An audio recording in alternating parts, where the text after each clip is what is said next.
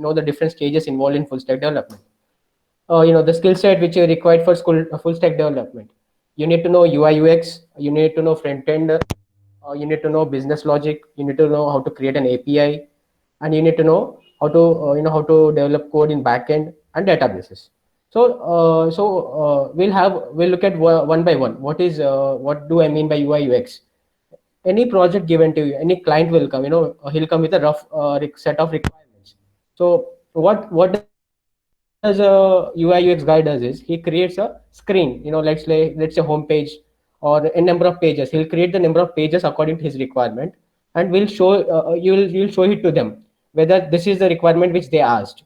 If the client likes your screens, then those screens will be sent to the front end development. As usual, right, your front end development is responsible. The developer is responsible for creating the responsive pages according to pages which were given by UI and UX team. Then the front end guys write the business logic, the algorithms which are required by the client. Then you'll go to APIs.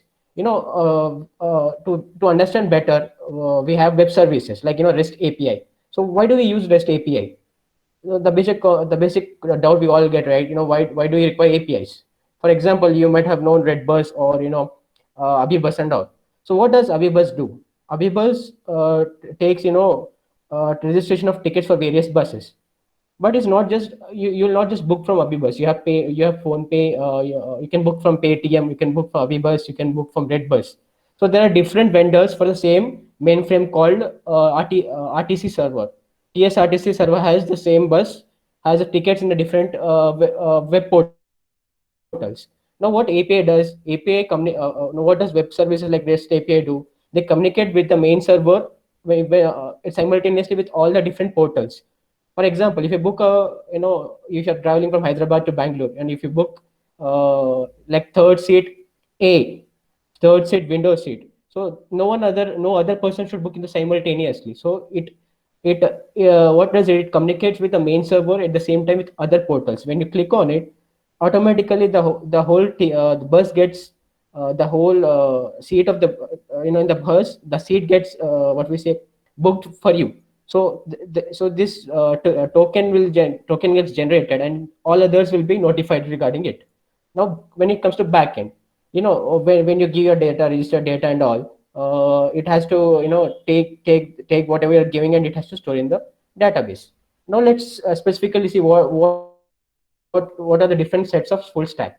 When I say full stack, it can be mean, MERN, MEV, and LAMP stack, LEM stack. There are many different types. Let's see what are they. Yeah. So mean stack, MERN stack, MEV stack, LAMP stack, LAMP, Ruby on Rails, Django stack, full stack. These are the different stacks which we have. Now let's go through each of them and understand what are the different technologies involved in those stacks. By the end of the session, we'll understand how to select any one of them, because you might get doubt now. There are so many, so which one should we select? So let's go through each one of them and we understand what are they. Now, main stack, MongoDB, Express.js, Angular, and Node.js. Now, Express.js is a web framework, and Node.js is a backend, and database which are using MongoDB. And for the front-end framework, for the front-end development, you're using Angular. So this is main stack development. Now, what are the additional skill set? If you just know Angular doesn't mean that you become main stack. At the same time, you should know HTML5, CSS3, Bootstrap 4, and Material.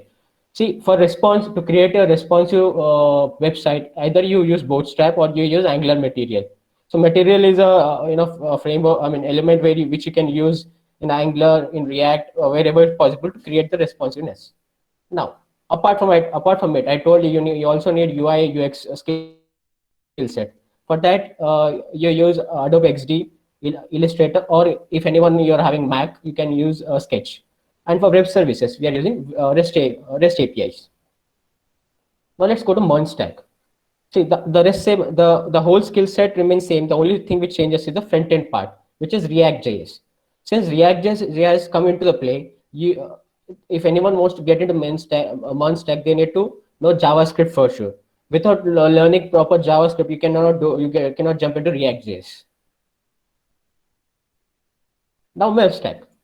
From web stack, you have MongoDB, Express.js, Vue.js, and Node.js. So what are the additional skill sets? Same as the React.js. You need HTML5, CSS3, Bootstrap, JavaScript, Adobe XD, Adobe Illustrator, Sketch, and REST API. Now, let's go to the next one. See, the only part which is keep on changing in all the stacks is the front end, and later on the whole skill set will change. Now we have LAMP stack. In LAMP stack, we use Linux environment, Apache server, and we have MySQL and PHP. There can be PHP developers who are very good at PHP. So for that, they can become a LAMP stack. For that, what do you need in addition? JavaScript, Bootstrap, HTML, CSS, as well as Adobe XD, Illustrator, and Sketch, and REST APIs, which is common for all. Now, LAMP stack. In LAMP stack, what changes is we will be adding Nginx instead of Apache, and the whole rest of the skill set will be same. Now, Ruby on Rails.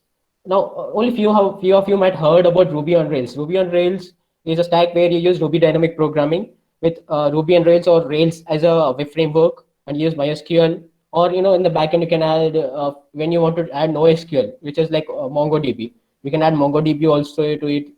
And additional skill set is HTML5, CSS3, Bootstrap, JavaScript, and Adobe XD, Adobe Illustrator, Sketch, and REST API. Now, the most famous, nowadays I can see, there's a huge trend in Django. Now, Django stack. For Django stack, you can use React.js or Angular.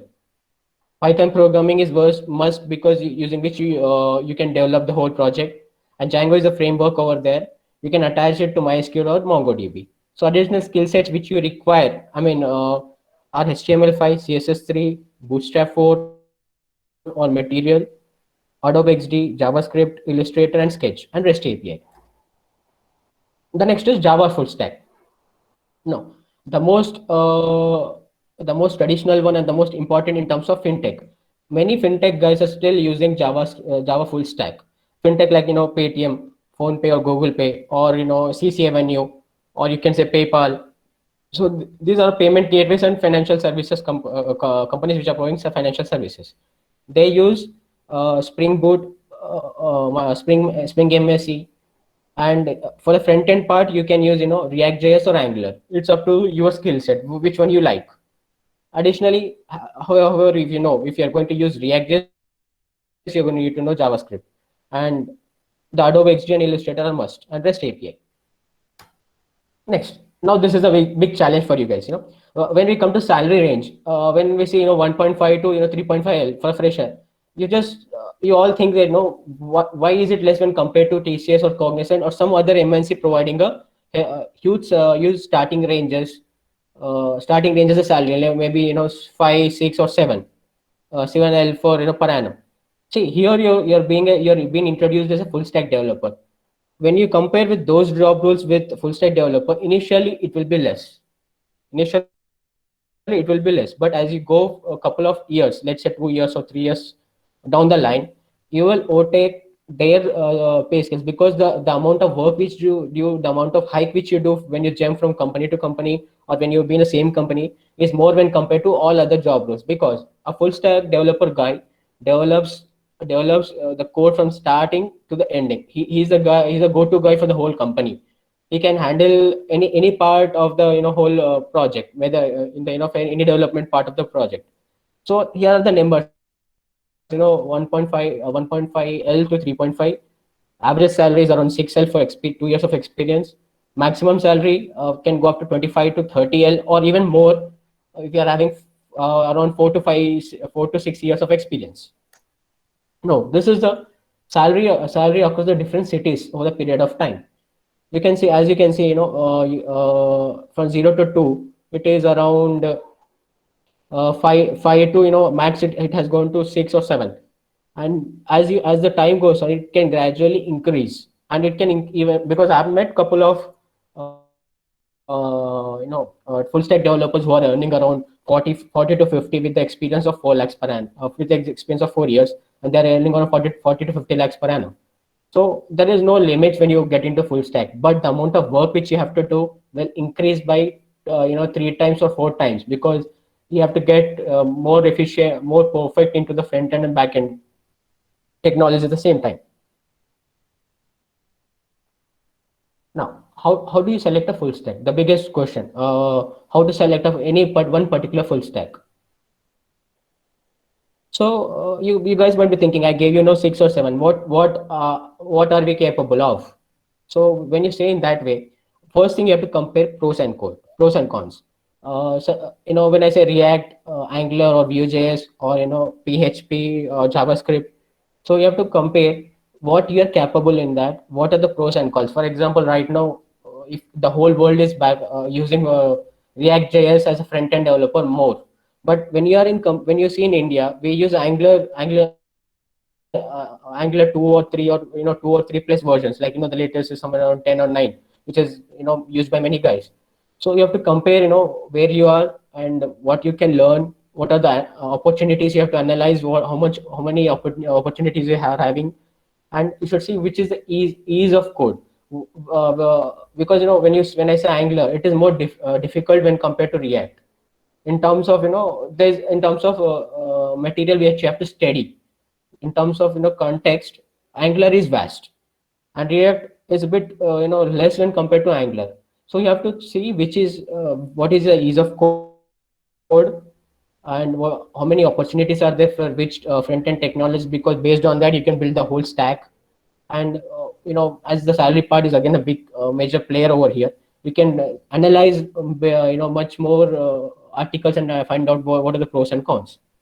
The next is how to become a full stack developer. See, now this is one of the major part where many students lack, what we say, lack sight how to become a full stack developer. It's not all of a sudden you become full stack developer. It's like UI UX पढ़ लिया तो हो गए. It's not in that way. You have to do step by step. If you're in third year or second year, this is the right time to start your career towards a full stack developer. If you're in second year, first focus on UI and UX. Then select one front end technology, learn it. Then select one more front end technology, see which one is suiting you more. Then go to the web services and backend. Database is must for all of you.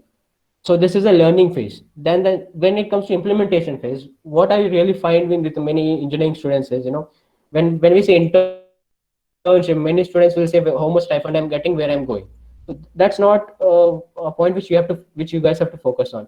Focus on the companies which are giving you specifically these roles. Let's say you're in two one or two. Start right from there. Two. I mean, second year, second semester, summer.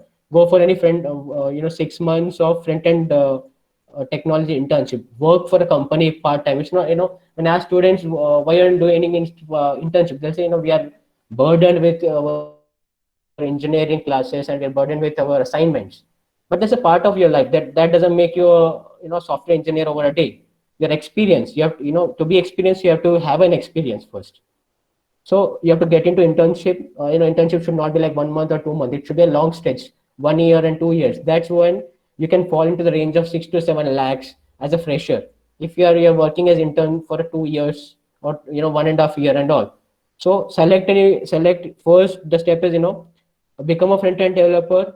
While doing internship as a front end developer, learn back end technologies. Get to know REST API, I mean web services, learn web services. Then you can convert that internship into a pre-placement offer. Before getting selected in your campus placement itself, you can have an offer letter.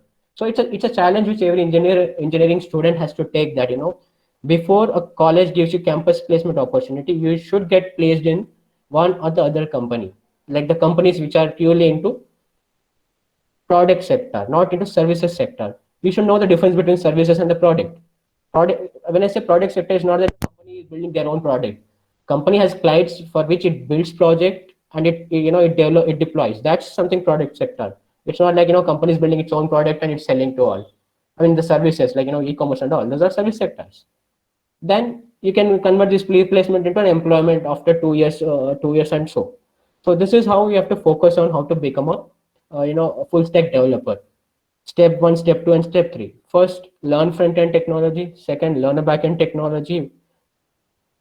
At parallel, you have to work in internships for a long period of time. Then when you're working on in one internship for a long period of time, you'll know pros and cons about it. People over there will tell you, which one is best in terms of the current industry. So you need to have that industry exposure to become a full stack developer. You cannot learn everything by the end of fourth year and say, no, I'm full stack developer.